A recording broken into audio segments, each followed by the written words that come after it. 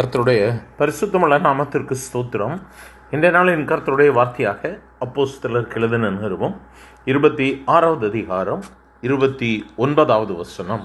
அதற்கு பவுல், நீர் மாத்திரமல்ல, இன்று என் வசனத்தை கேட்கிற யாவரும் கொஞ்சம் குறைய மாத்திரமல்ல, இந்த கட்டுகள் தவிர முழுவதும் என்னை போல் ஆகும்படி தேவனை வேண்டிக் கொள்ளுகிறேன் என்றார். எனக்கு அருமையானவர்களே, இந்த இடத்துல பவுல் அகிரிப்பா என்று சொல்லுகிற ராஜாவை பார்த்து இந்த காரியங்களை சொல்லுகிறார்.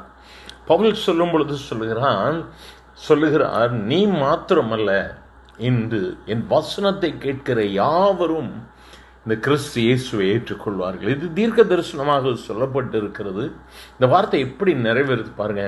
அன்னைக்கு பவுல் சொன்ன வார்த்தைகள் இன்றும் அவருடைய வார்த்தைகளின் மூலமாய், இந்த வேதத்தின் மூலமாய் அநேகர் கிறிஸ்துவை தங்களுடைய சொந்த இரட்சகராக ஏற்றுக்கொண்டு இருக்கிறார்கள். எனக்கு அருமையானவர்களே, இந்த நாளில் நம்முடைய வாழ்க்கை எப்படியாக இருக்கிறது?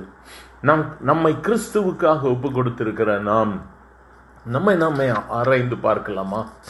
ஆதி நாட்களில் நான் என் ஆண்டவருக்கு ஒப்பு கொடுத்த நாட்களில் என்னுடைய விசுவாசம், என்னுடைய அர்ப்பணிப்பு இயேசுவோடு கூட எப்படி இருந்தது?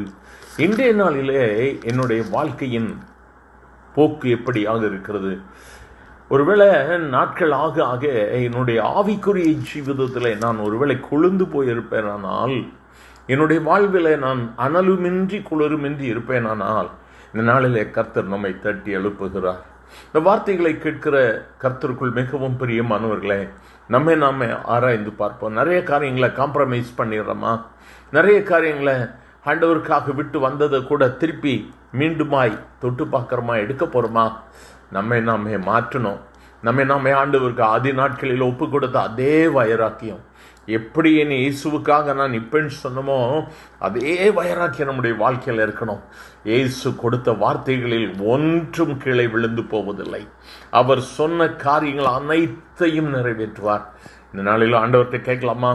ஆண்டவரே, நான் உங்களை விட்டு கொஞ்சம் பின்னால் போயிட்டு, ஆண்டவரே இன்னைக்கு என்ன பலப்படுத்துங்க, ஆண்டவரே என்னை மீண்டுமா இழுத்துக்கொள்ளுங்க, நாங்கள் உங்கள் பின்னால் ஓடி வந்துடுவோம் சொல்லலாமா? எங்கள் அன்பின் ஆண்டவரே, ஆசீர்வதிக்கப்பட்ட இந்த காலவேளைக்காக நன்றி.